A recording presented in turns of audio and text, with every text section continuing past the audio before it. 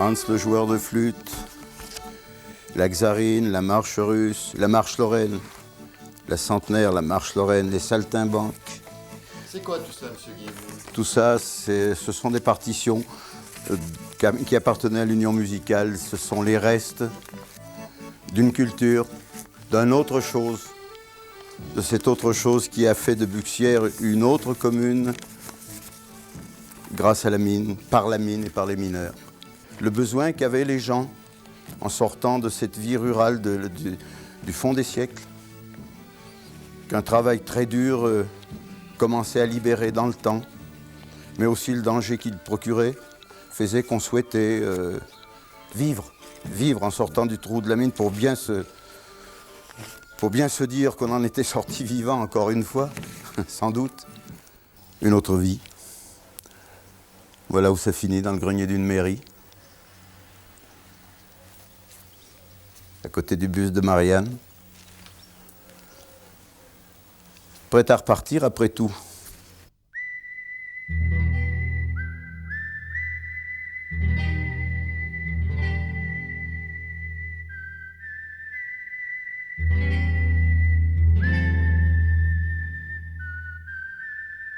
Les cafés, toujours les cafés.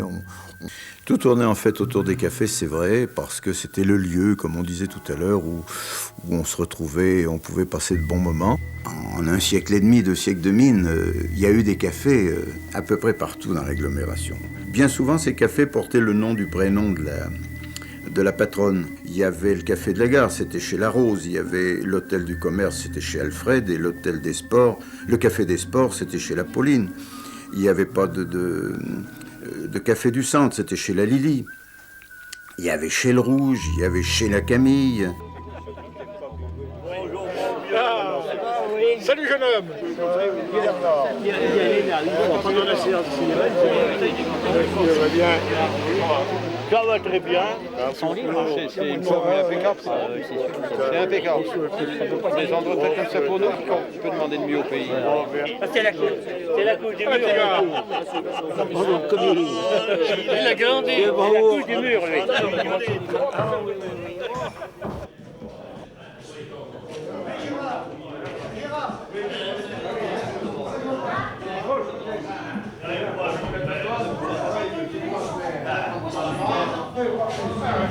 Le café du centre a été, bien sûr, il porte bien son nom, il était au centre, chez le Merlin. Pourquoi ? Parce que, en même temps que tenancier du café, le patron était aussi coiffeur, et coiffeur, Merlin, l'association est vite faite.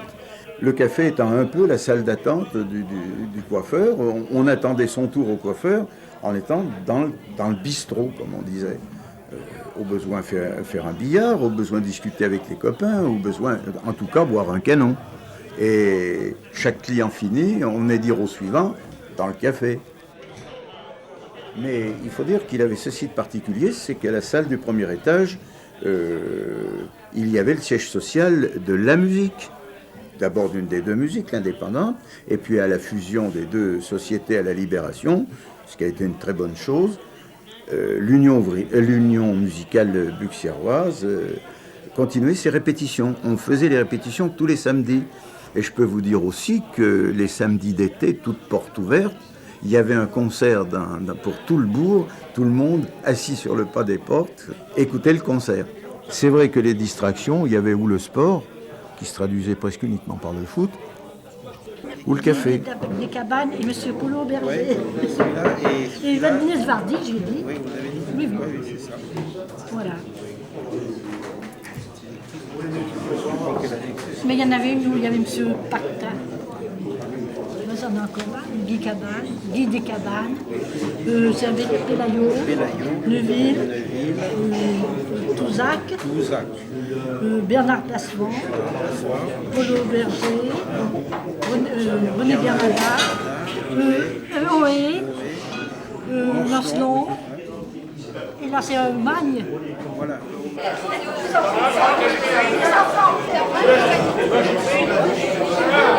Que Dieu nous garde. Allez, à la vôtre. C'est bien les... Oh, elle est plus petite, cette chaussure, elle est plus petite que l'autre, celle-là. Quand Lomans est devenu Saint-Éloi-Nord, Non, Saint-Éloi-Nord. les gens de Lomans qui travaillaient à Saint-Éloi sont revenus, sont restés là.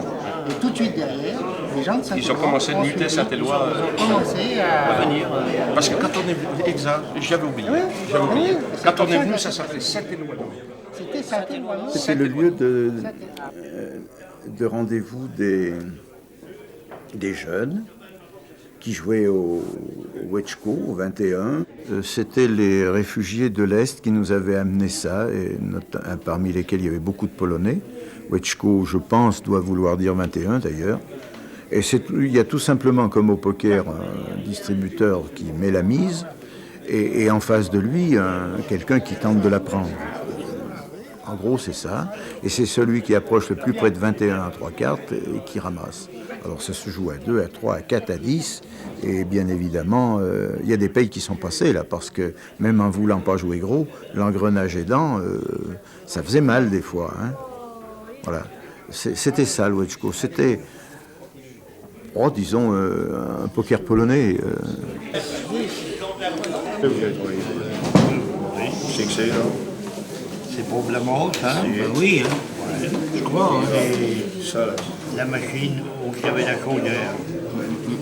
Oui, Quand oui, je faisais l'électricité. le courant, oui. Oui. Là, ça se pas l'atelier.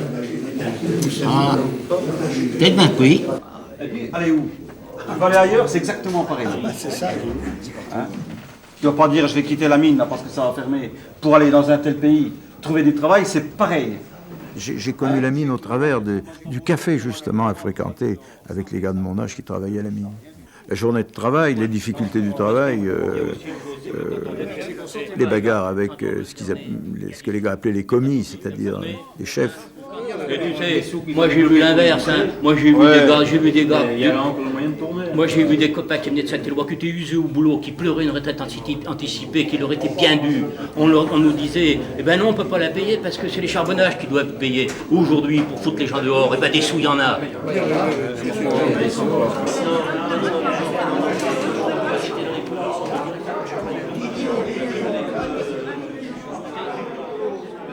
La vie, elle s'en va petit à petit, au fur et à mesure que l'agriculture se meurt, au fur et à mesure que la mine disparaît. Les mineurs partent, les musiques disparaissent, la bibliothèque vit encore, le cinéma est fermé. Toutes ces choses, c'est une autre chose que Buxières a connue. Je pense par la présence de la mine, une culture un peu particulière dans ce bocage que cette mine a apporté. Mais tout ça, toute cette amélioration, tout ce souci d'amélioration du bien-être, et puis tout ce que ça matérialise comme joie, comme plaisir de la vie, c'était très long à venir, aussi long à venir que des meilleures payes, aussi long à venir qu'une amélioration dans le travail. Je pense que ça symbolise tout, et tout ça là, c'est la danse, c'est la joie, c'est la musique, c'est tout un passé, toute une époque. C'est la mine en tout cas.